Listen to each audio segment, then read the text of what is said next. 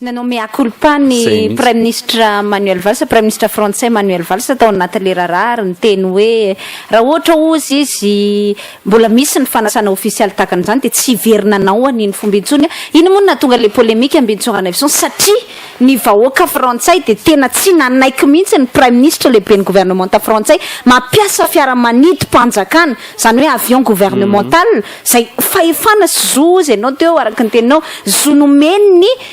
fahefana nomeny ny fitondram-panjakana zany sy ny lalàna azy amin'ny Prime Ministre azy ho ampiasainy amina dio official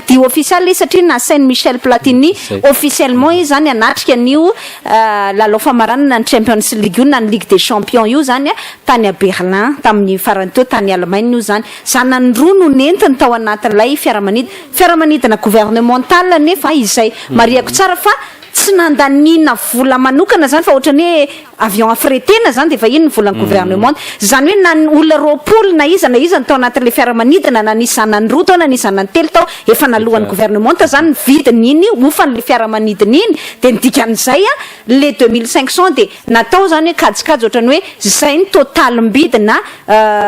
billet zany na sarandalana amina vol commercial anankiray ho an'olona anankiroa dia zay le naverina. Iny moa no mahatonga le adevitra ambintsogana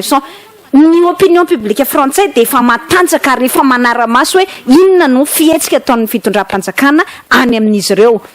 Rehefa nisy sondage rehefa avy eo akoatran'le hoe netiny ny zanany zany io manko hitondrantsika adevitra rehefa satria resantsika neto amintsika akoatran'ny hoe netiny ny zanany zany dia nanafitohina ny frantsay ihany koa hoe ny Prime Ministre lehibe ny gouvernement ve na dia fanasana ofisialy azy dia fito amby fitopolo isanjato ny vahoaka frantsay taorianany sondage nataony BFM TV no nilaza hoe tena mba tsy mety kosa raha dia fijerena lalao famaranana Champions League no nandehana ny Prime Ministre lehibe ny gouvernement amin'izany fiaramanidiny fitondram-panjakana izany. Inona moa no tiantsika tenena ao anatin'ilay izy mbintsona izao na ty amintsika malagasy netiny filohan'ny repoblika nakany Vatican daholo ny fianakaviany ray manontolo ary tsy kely tsy vitsy fa tena faran'izay maro be niteraka adevitra be satria nandeha fiaramanidina izay niedikevitra dia hoe nalohan'ny fanjakana ve reny izy moa ny teny rehefa avy hoe nalohako manokana reny kanefa visite officielle fitsidiana officialy le nitondrana an'le zanaky Manuel Valls anankiroa nandeha tany amin'ny visite officielle zany efa nanafitohina ny vahoaka frantsay. Ny antsika nefa nandeha daholo ny havana ray manontolo efa délégation nafirinentiny filohan'ny république zay le mahatonga antsika miteny république bananière misy dikany matoa ary tsy adala ianao ve dia mieritreritra adala daholo ireo vahoaka frantsay ireo miteny mba tsy rariny kosa nataony Manuel Valls ary adala ve Manuel Valls zay Prime Ministre lehibe miteny mifona ary manao mea-culpa fa tsy mety ny zavatra natao na indray mandeha ary rajonary mampiana tsy mba niteny miala tsiny fa tsy nety ny zavatra natao nalaza be nge reny dia tournement na vol nataony vadin'ny filohan'ny république reny nandeha tany Paris dia voaterina hodana nakany amin'ny Marseille ny fiaramanidina voaterina nentina tany Paris azafady indrindra fiaramanidina nanao tokony nanao tanà Marseille tanà dia nanao tanà Marseille Paris Marseille tanà problème be nge zany ary fiaramanidina vol commercial ohatrany hoe orinasa-panjakana tsy nanao dio officialy akory ndre raha matoa vangy rajonary mampiana nandeha tany tsy nanao dio officialy